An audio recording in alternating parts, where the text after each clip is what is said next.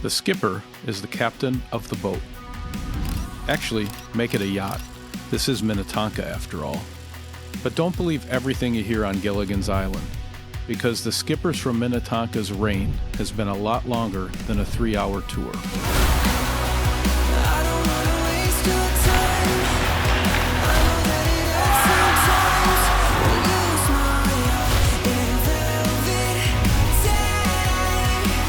Five high school state championships, 19 state championships at the youth level. Love them or hate them, Minnetonka makes hockey players. 1,200 and counting. We're gonna need a bigger boat.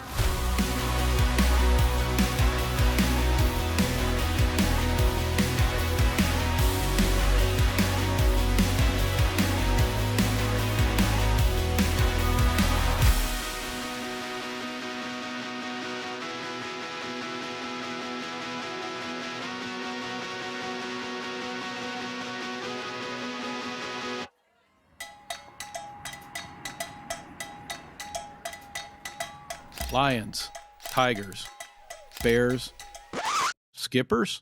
One could argue Minnetonka showed up to the Royal Rumble in Water Wings with one of the least intimidating mascots in the state. Give me something. Sell me on a skipper being a badass. I think it's kind of one of those old grizzly, maybe throw in a guy like a Navy SEAL type feel to it. Oh, easy, I think that's, now. I know that may be hard for any Edina guy. Man, I'm not gonna lie, it's not the most badass mascot. I gotta be honest. Yeah. I don't know about a skipper. Yeah. But dig a little deeper and you'll see the skipper is the perfect symbol for this tight-knit lake community. Because they fight the waves. They fight the waves. Now that is outstanding. Skipper's the captain. Skipper has the wheel and the throttle. We got the lake. It had to be something like not. With that. Yeah, with Like Prior Lake had the Lakers. yeah. I'm not sure. I don't even know what a Laker is. So. Had to be something. Is there a connection between kind of lake life and hockey, do you think? I think the outdoor hockey, we were out there just about every day. Every day. Our parents' place, they lived on the lake. We were very fortunate in that sense, and we've got our dad to thank. You were like whistle for dinner kids, like on the ice all day. Oh yeah. Yeah, Like go out. crying, we had to come out for dinner. Yeah. Kids are skating on the lake, they're skating at these community rinks. It's pretty fun during the homecoming parades. All the hockey teams are on boats going through town. You know, it's a kind of a big part of what we do. It's not just waves these skippers fight. When looking for their biggest rival, Minnetonka stays in their tax bracket. Who do you think Tonka's natural rival is? I think it's Edina. You've probably heard the same answer over and over today. Always hated the cake eaters. Edina and Benel. Yeah. The teams that beat us, unfortunately. And that's Edina. Edina. Do you guys want to think about it? We can just tell you Edina. Straight to your face. Edina. Moving silence. We've been down shutting up the doubters. Fly guys out of public housing. They slow to betting at 1,000. All them blessings I've been counting. Like their rivals, today Minnetonka's jerseys have an M on the front and a target on the back, emerging as a true hockey powerhouse in the state. When you're getting your opponent's best every night, you won't survive long being soft, which is why the skippers have recommitted to being Tonka tough. What do you want a Minnetonka team to play like? You want to be resilient, you want to be tough, you want to be really good teammates. Minnetonka is really physical, and I think that's how we were taught. Hard-nosed hockey, getting pucks to the net, being creative. Our players are playing with grit day in, day out, whether it's at practice or whether it's in a game. We want to try to add in that element of toughness. And no, hey, like when we play Tonka, we're going to have a battle on our hands. And while it may be easy to equate the size of the trophy case to the thickness of the wallet, it takes a lot more than money to buy tradition in the state of hockey. Somebody looking from the outside might be like, oh, Minnetonka, they got all these resources. But it really takes a lot more than that to end up with 1,200 players, most mites in the state.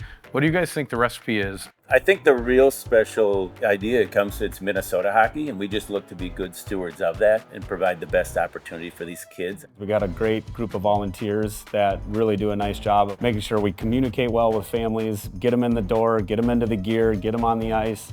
When you get away from entitlement, we try to explain to our guys, like, there's been so much done before you. Do it the right way. You add a lot of grit and a lot of commitment and habits. Those things are lifelong skills that are going to take you beyond hockey. And I think most kids understand that. They want things that they earn. And when they do, that comes confidence and that comes growth. Minnetonka hockey has been built by volunteers, local company support, and people choosing to give back. How have you built what you've built, and talk about some of the players you've seen come through? Hard work, community, support are probably the main two ingredients to try to be successful. Players that come through, we've seen a lot of them. Some really good, some parents that think their kids are really good. I've met some of those, yeah. This community support helped build some of the best facilities in the state. We actually are partnered with Minnetonka School District. They actually own Pagel 1, we own Pagel 2. Early 2000s, there was a group of board members that had some pretty good foresight to go out and come up with the concept, come up with the ideas, and make it happen. Minnetonka A and B over by the police station was really a shared home, but Pagel became Minnetonka's own hockey home for the high school program, boys and girls, and also all of the MYHA teams. We spent a lot of time here, as you can imagine, from impact hockey, and that's helped develop so many good hockey players. And then you got a lot of kids just living up here now. Does this feel like home to you when you come here? Yes. My mom said, because I'm going to the varsity game after this, I was like, where are you going to be? And she was like, you're going to find me. This is your second home. Pagel has it all. 2 sheets of ice, a training room for dry land, multiple warming houses and meeting spaces. The only credential Pagel Activity Center doesn't have is the official headquarters for Minnetonka hockey parent safety meetings. They leave that to a restaurant right down the road. I have it on good intelligence that Maynard's is the official parent headquarter for... Perfect. Yeah, I agree with you. Like, I feel like our parents go to Maynard's a lot after games, and like even our team will go to Maynard's. They'll like stay open later for us. Or one of the parents will call them and order a bunch of food, and so it'll all be ready when we get there. We got a couple good spots. We've got Duke's, we got Ike's, but for sure Maynard's is the, call it official safety meeting location of MyHa. They're on every billboard, they're on everything going forward. So our community does funnel back. You know, since it's the first week of the season, I probably won't be showing up at Maynard's this week, yeah. Too often goaltenders are an afterthought. Not in Minnetonka, where an innovative Tonka Tendies program has invested in the most important position on the ice. We had to do something special and different for them, both as a way to attract our best athletes to play this position, but also just to keep building their fundamentals throughout the season. Yeah, there's like 5-6 coaches out on the ice with us, giving us quality time, quality training, and then the mindfulness helping us get our minds ready for the games. Minnetonka girls program is also growing, with U8 numbers doubling since 2000 and multiple Miss Hockey and Senior Goaltenders of the Year wearing the M. Girls program within Minnetonka itself, the girls have every opportunity that any boys program has. From a board standpoint, we put as much emphasis on having great coaching for all the girls teams. Obviously you had a lot of success as a coach on the girls side. What are they doing right with girls hockey in Minnetonka? When I started coaching girls in high school, it was 2005, and I was just really taken back by the commitment starting at that U6 and U8 level. There's just a lot of care and time put into the development of the girls, but also keeping it fun. Yes, if you're a hockey player with high aspirations, it truly is all aboard in Minnetonka, resulting in both the largest mite and junior gold programs in the state, including playing host to the largest junior gold tournament in the country on an annual basis. That junior gold tournament, we're gonna have 44 teams here in December, and the junior gold program is a huge source of pride. And that, again, has trickled through the board and trickled through the association. In any given year, we typically will have 5 junior gold teams. We have a U19 program consistently. A lot of those kids come out of there and their experience saying that was the most fun years they had. Pressure's off, it's still a high skill game, but they get to go keep doing it because they love it.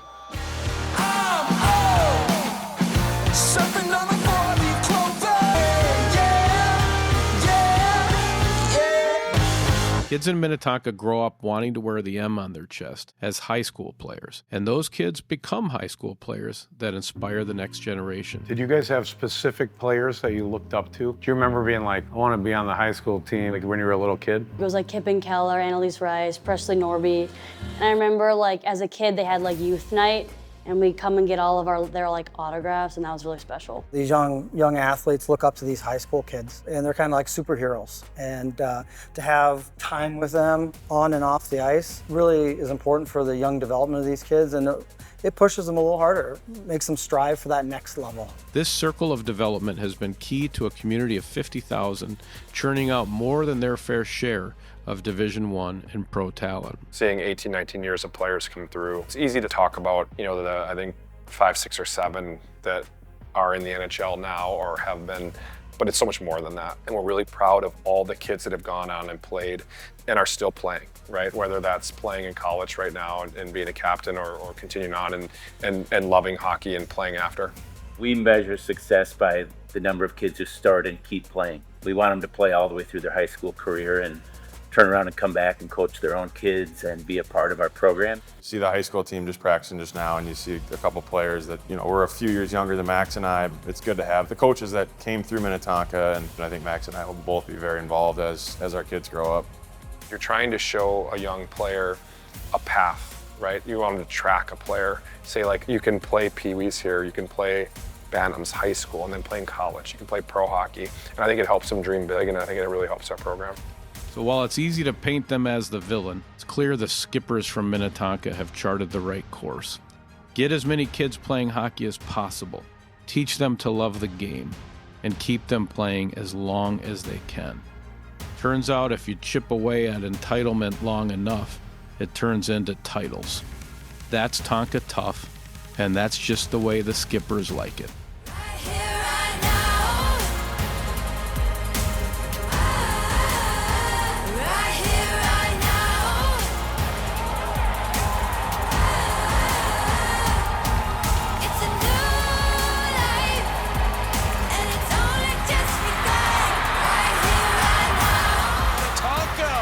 It's a first-time champion. For the third straight year, the Skippers. Please come forward to accept your state championship trophy.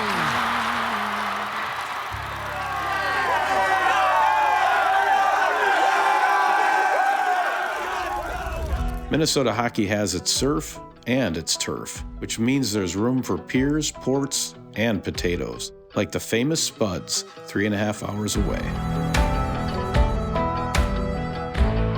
Tune into episode 2 of Minnesota Hockey's The Association, featuring Moorhead, coming soon.